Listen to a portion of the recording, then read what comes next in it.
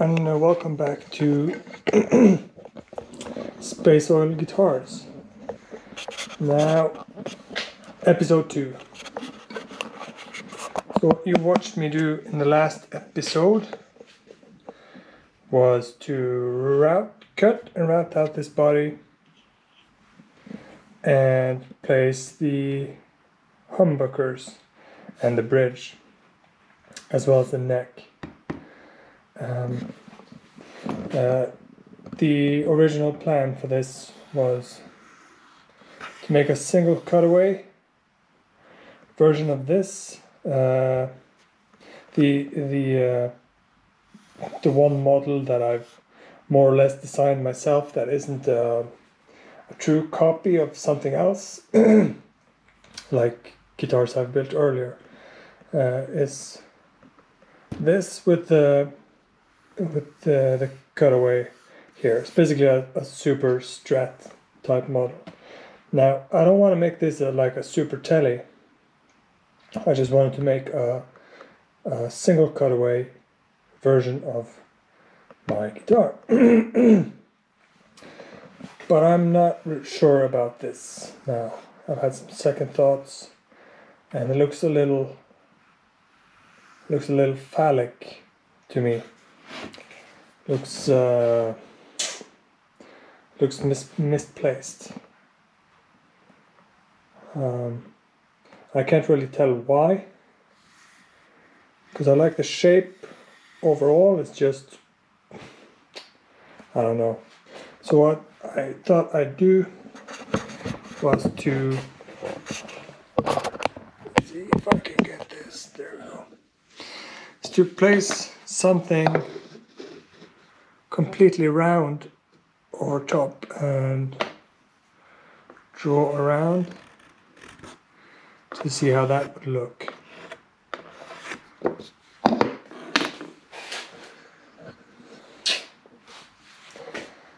I don't know. Does it look better?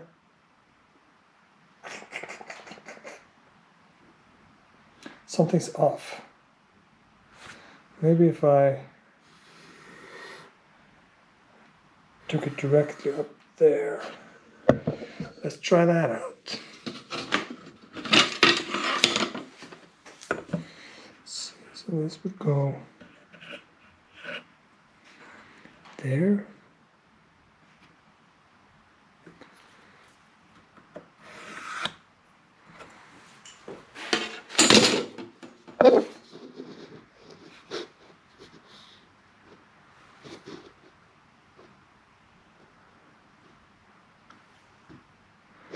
Might be a bit short.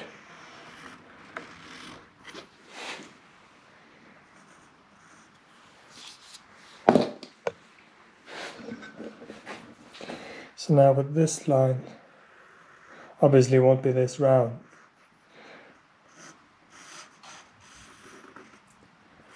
So we're like this, and maybe I think I like that better.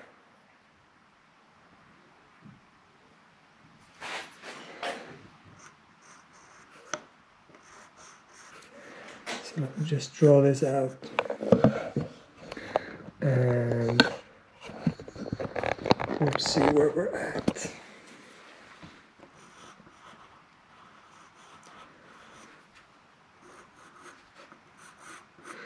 I have a set of French templates somewhere.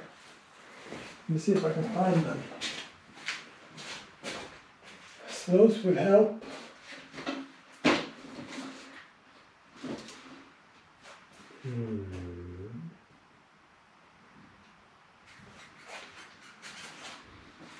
If you don't know what French templates are, they are lines and shapes taken from violins and cellos and violas that are aesthetically very pleasing to the eye.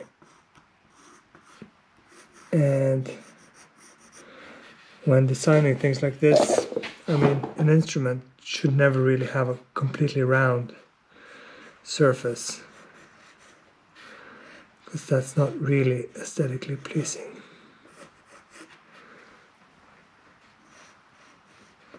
in general. I think I like that better. Now, as you can see, it's just, so this line would be where it meets up with the lower horn, and it's just going a little bit past that, so it's still offset somewhat. But I'm going to have to think about that some more and get back to it. Also, as you can see, in the first episode I decided to move the humbucker closer to the neck, but I decided against that and moved it back to have the spread. I might even move it back further, but I'll see that when I have the neck in place, because that's what my next project will be. In my the way I do things is that now I'm going to shape the fretboard, and I'm going to shape it with a binding in mind, so that the edge of the fretboard will be bound and the fret ends will just tip over, sort of like on Les Pauls and other guitars. Now, I don't have a fret nibber, so I don't know how I'll do that. I've done it before just by pliers and files, so I might have to do that.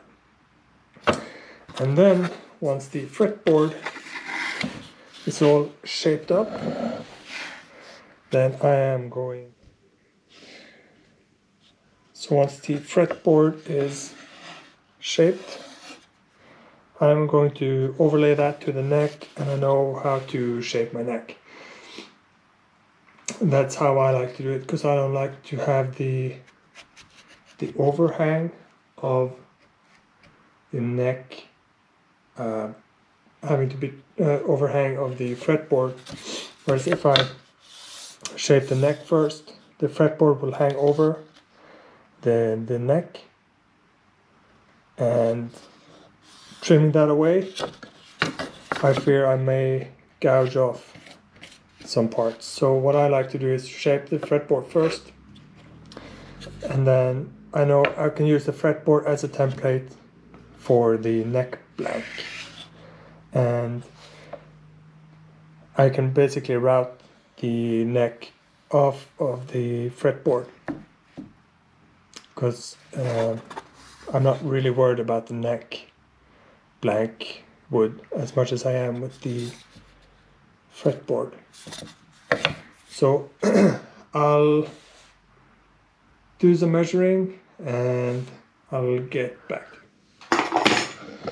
Okay, no, actually I won't get back to you, because one of the feedback I got from my previous video was that you want to see the entire process and not just, you know, the fun stuff. So my I know I want my 24th fret to be 58 mil, and that's with the binding. So basically 56 mil. I have to measure my binding as well. I believe it to be a millimeter or so. So let's see.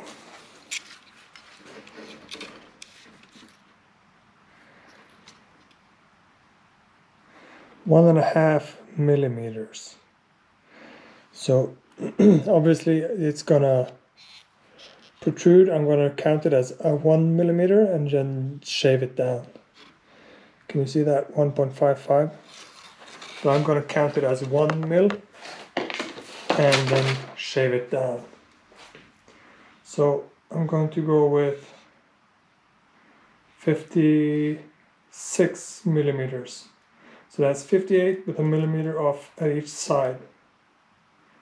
And I'm just trying to find the perfect spot. That's what the wheel is for. And this measuring device, you can get them in all price ranges. If you buy them the electronic ones, they're basically all good. This costs about $10 or $15 or between 100 and 150 Norwegian, and it does the job. It's accurate enough, and yeah, I'm not gonna pay hundreds of dollars for something like this. Okay, so now we're going to find the center line on this, mark it up, and then mark up the edges of the fretboard. So to do that, we use a center line finding measuring device.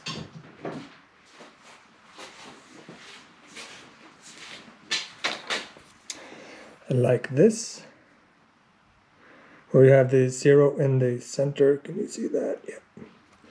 And like most of my tools is from Stumac. Tools are expensive, but they're good. And we don't have to do this on the guitar body. Just put that aside for now.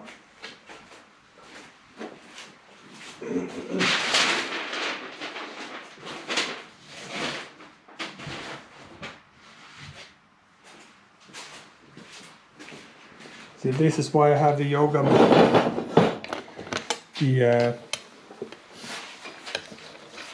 The yoga mat bench. So this is 60 all the way.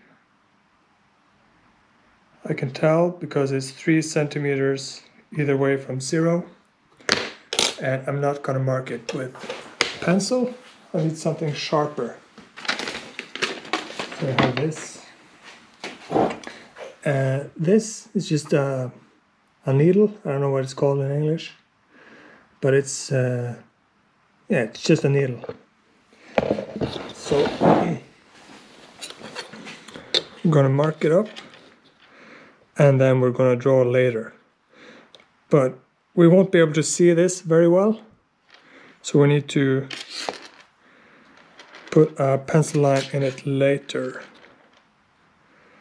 So there's 0.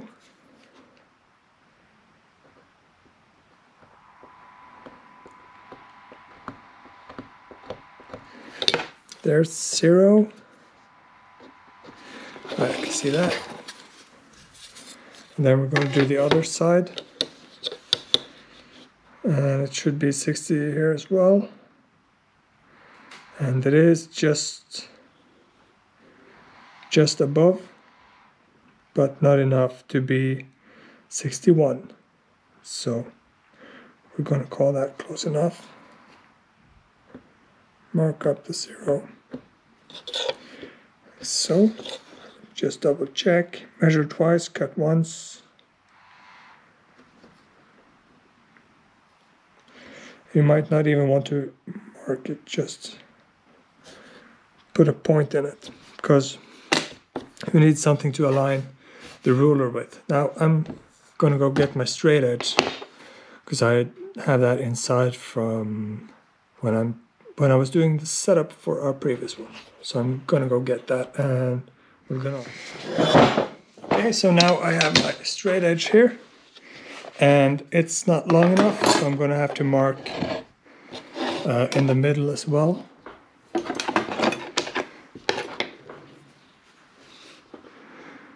I'm sorry if my angles are off, but I have ordered the media mod to be able to do this easier. It just hasn't arrived yet. Okay, now find your points and mark up the center line. Now don't go deep.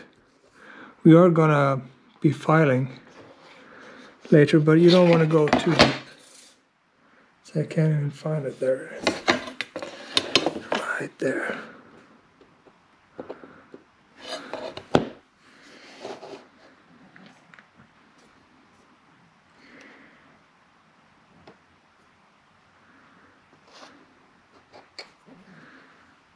and I screwed up. This is why you don't go deep. The center line really isn't important for the middle, and I'm going to change the pencil marker from black to yellow because it'll show better.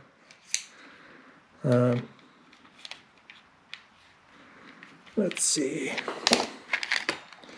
There we go.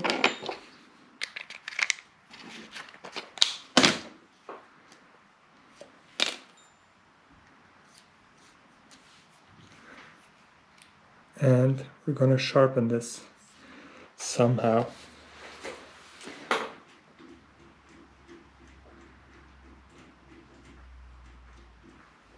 Sharp enough.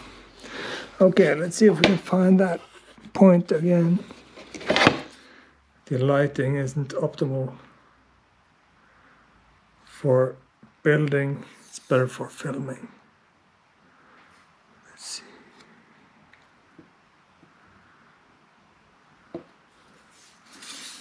Where's the point? Can't find it again.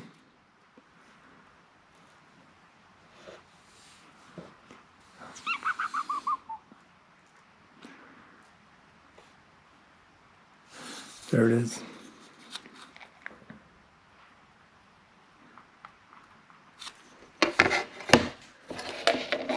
So, can you see that point? Yeah, you should. All right. I'm just gonna lay this over and go the halfway and then the other half. So, and don't make too thick a line because it's just going to make measuring hard. But as I said, in the center it's not really important because we're going to stay away from the center for now. We're going to do the edges and they're going to be more critical, but you can go deeper because they're going to be cut away. And this board has been radiused to a 12-inch diameter.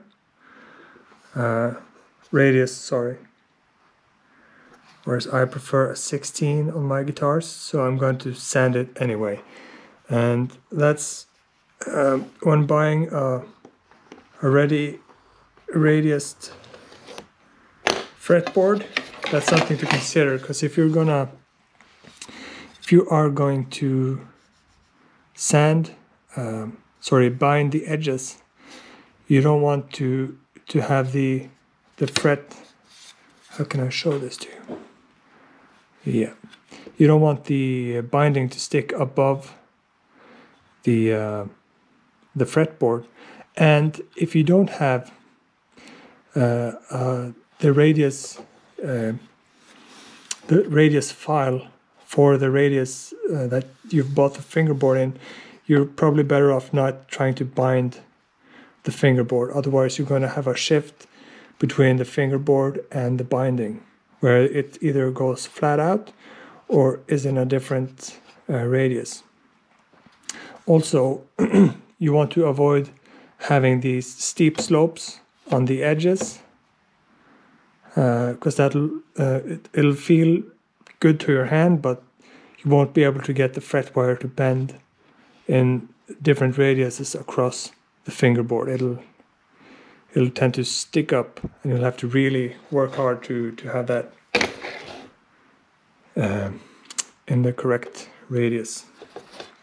Okay, so now we're going to measure up 56.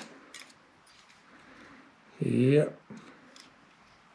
56, that's 58 minus a mil on either side. So we're going to use this.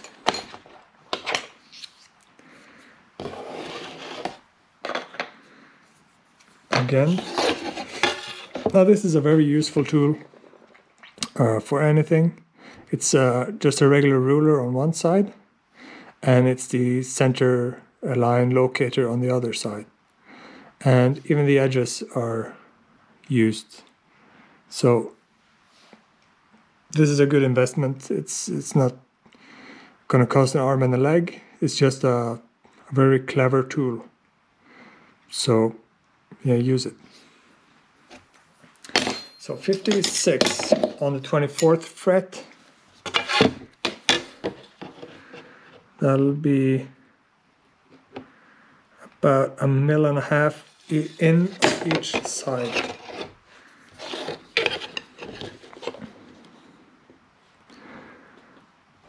Can you see this?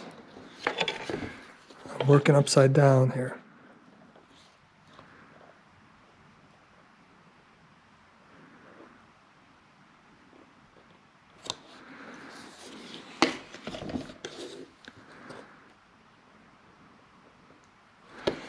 Okay, I am going to use a more accurate line on the center here, because the chalk line really isn't working for me.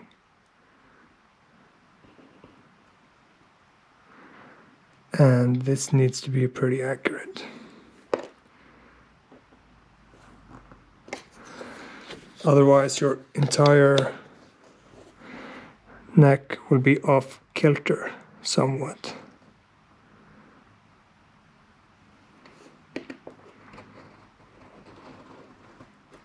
And I'm going deep enough just to make a mark, but it'll easily sand away. And I even have to sort of tilt it to be able to look at it in the light. Let me see if I can do that for you. No. Well, it's there. You're just gonna have to trust me.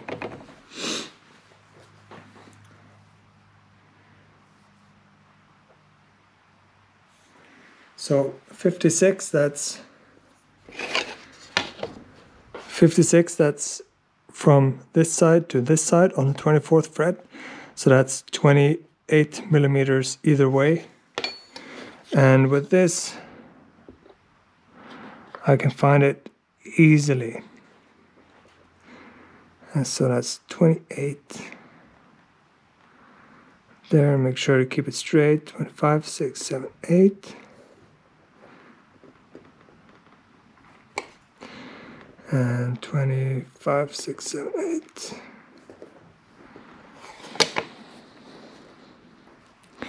So now I should have 2 holes. That'll mark up the edges of the fretboard will be. And this is without the binding on. If I wasn't to use binding, I would go 28 all the way. 58, so that would be 1 millimeter extra on each. But since I am going to use binding on this, that's going to be just fine. So I like to use a 44 millimeter on the bridge. No, sorry, the nut end, and that is because I like to have a little more space than a 42 mil. It's not visually imperative. You can't really see it from a guitar to from one guitar to the next, but it's I sure can feel it. Now I'm just gonna double check the center measurement and make a point, and then I'm gonna go 22 mils either way, 21, 2, and 21, 2. So there we have our points.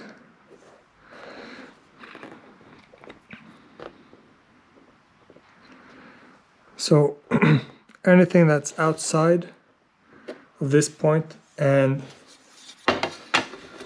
this point is going to get discarded. I might also cut here just to make it easier, because I am going to make the neck pocket fit this. I'm not going to use like a standard. I am going to drill out the bulk of the wood using my neck jig, but then I'm going to fit the neck pocket to the actual neck. So it's not really something that's just done and done, you know.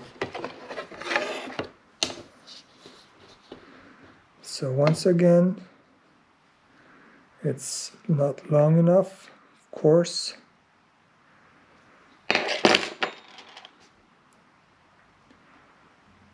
So I'm going to have to measure that out or find a longer straight edge. Let's see if this is long enough.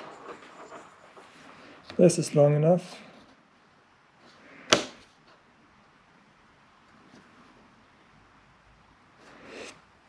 So this is where the yellow marker comes in, because we're going to align this ruler perfectly with the dots that I made, the marks, and then we're going to mark with the yellow one. And as long as we stay shy of this line, shy of the inside of this line, we know we're not going to cut too much.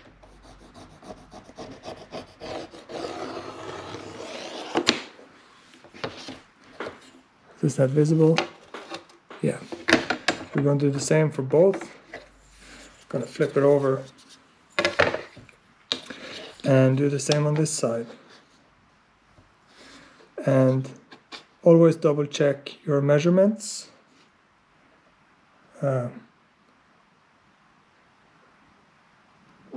Measure twice, cut once.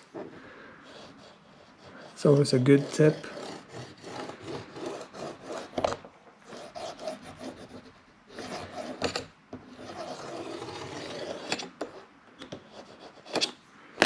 So that's the rough outline of our fretboard. So now I'm probably gonna file this down using the sander. I don't want to cut into this because, as you already noticed, I'm not really a master with the bandsaw, but I'm good enough with the bandsaw. I might cut this and then, yeah, we'll see. I will be filming it anyway. I'm just gonna set up for now.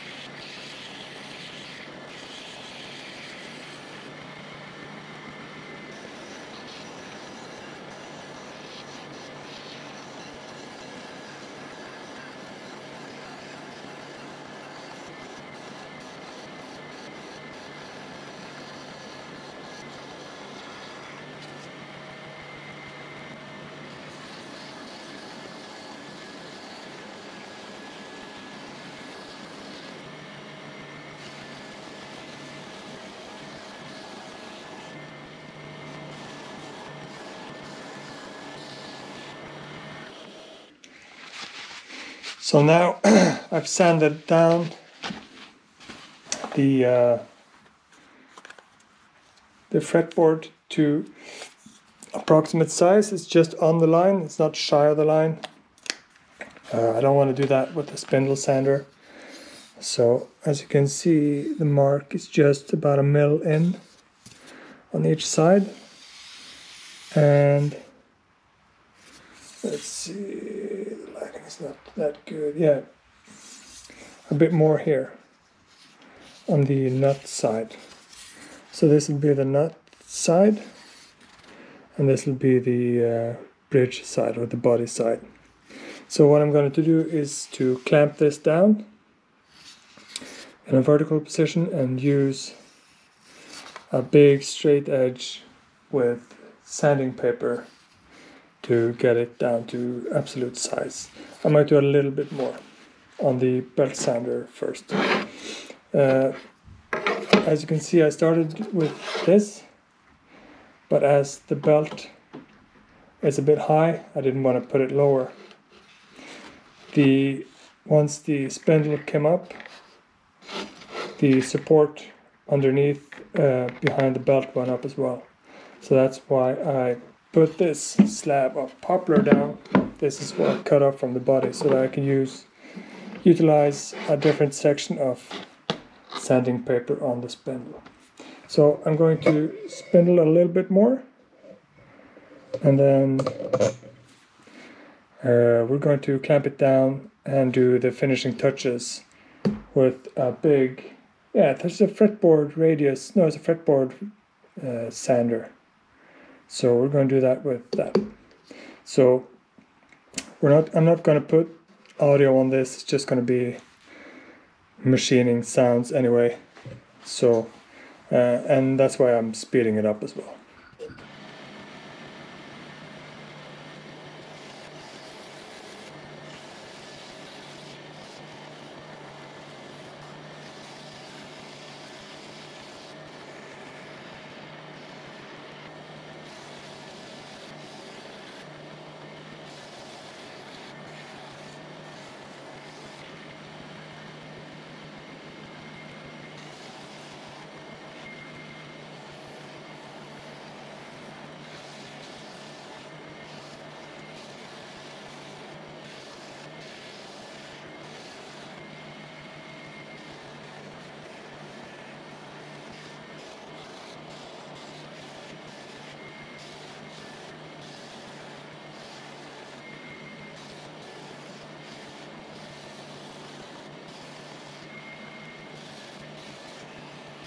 Wires and stuff, it's to keep the camera powered.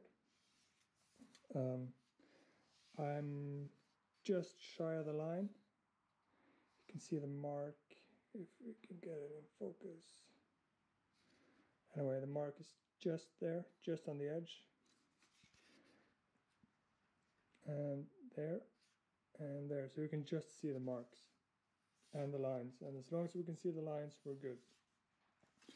So what you saw me do on the spindle sander is, if this was a spindle, I'd start off on the edges going like this, and that is to remove the material we don't need, because once you start going on the flat side of the belt, the pressure will be on the entire belt, so that it'll take off very slowly. So it is a way to do it, but I prefer to just get the bulk of the material off as soon as possible, and then you start going along the belt for the finishing. As you can see, it's pretty straight already, but it's not to final spec yet. So you could use this as it is, but you know, devil's in the details. So I'm gonna go get my I don't know what it's called. It's to flatten the fretboards, and I'm just going to clamp this up. You don't need to clamp it hard, because we're not going to apply a lot of force. It's just to make sure that we have that it's straight, and you have more control using hand tools than power tools. I do anyway. But then that'll be up to each to his own, basically. So I'm going to take this down a bit,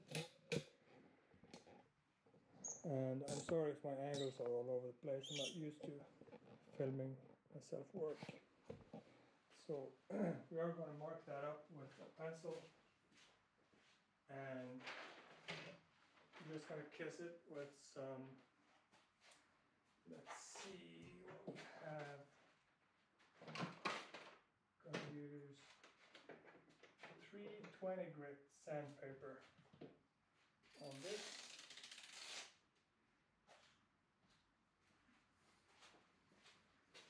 So this is what I mean, the fretboard flattening beam, I guess it's called, fretboard beam. I'm gonna stretch it out, and and just rip it off.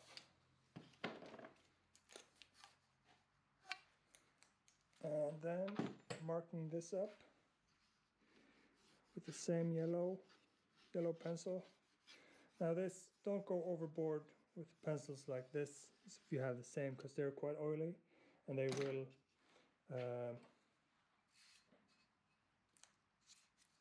will completely fill up your sandpaper. So not applying a lot of force and trying to keep it straight. So even you can see here, this was a bit high, and over here was a bit high, but the rest is still yellow. So let's keep going until it's all done. Shouldn't take long because it was pretty straight to begin with. And don't worry too much about keeping it straight, because we are going to use a scraper afterwards, and we are going to use a binding as well. So now it's just here. It's a bit of a dip in the middle there.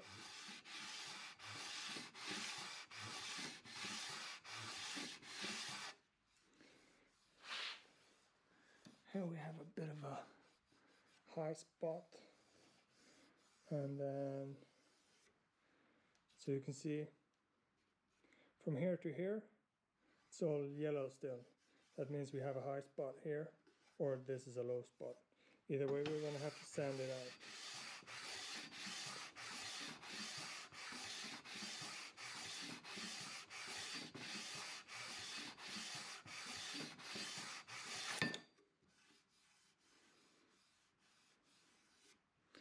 Still, I'm going to mark this again, because I think we're just touching it now.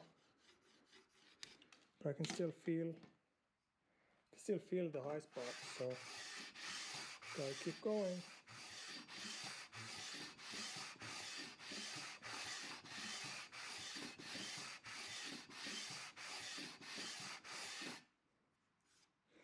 It's getting smaller and smaller.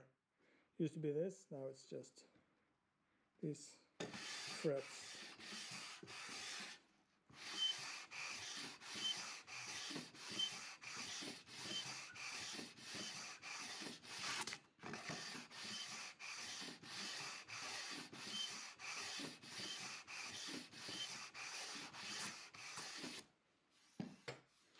So let's see now where we are, how high that high spot is.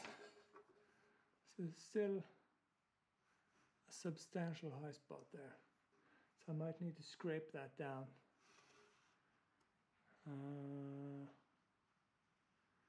Yeah, it's basically this entire side of the fretboard is high. So I'm going to go get a scraper and I'm going to take that down.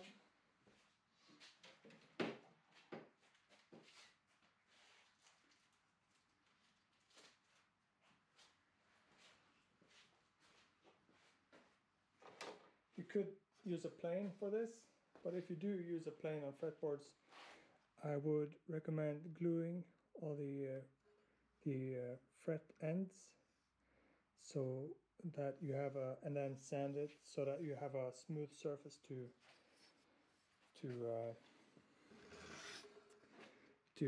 plane against.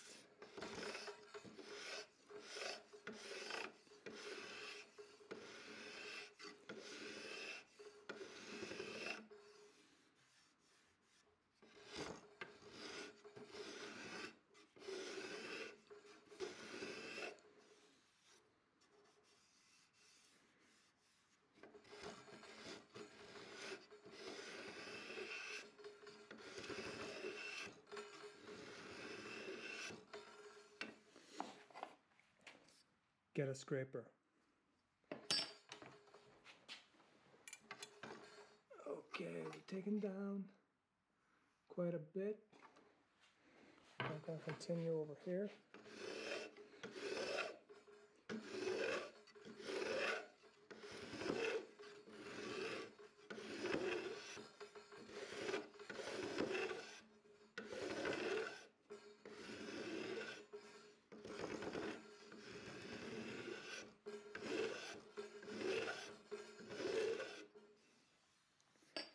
Okay, I'm gonna give it another go with this.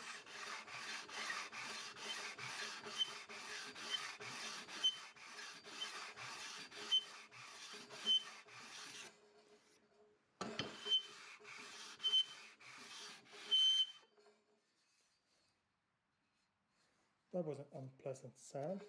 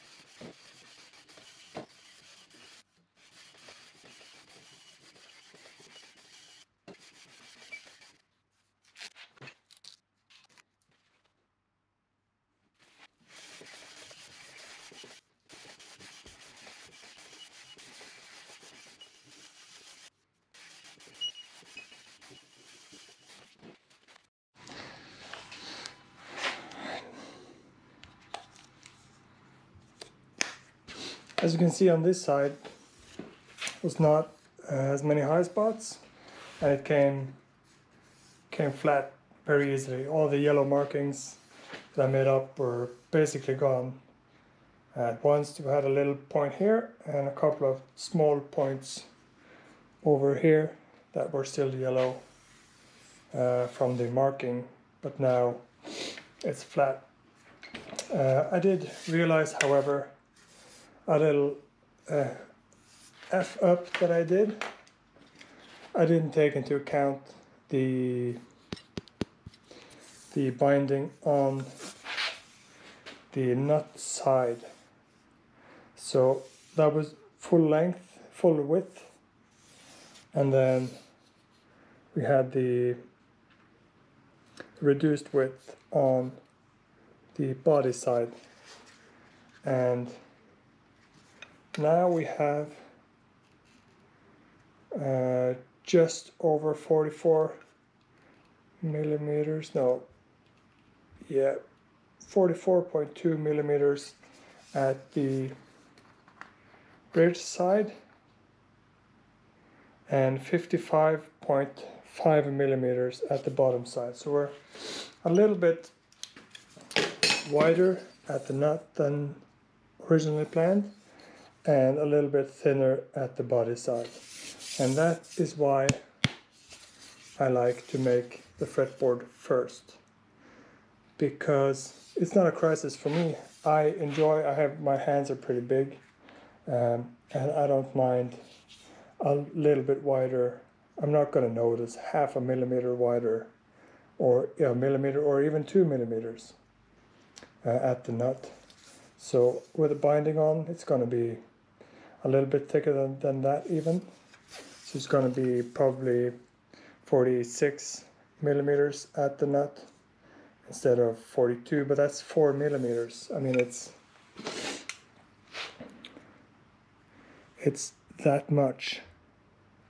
So from the edge into my thumb, that's 4 millimeters. That's nothing. And I enjoy a wider nut anyway.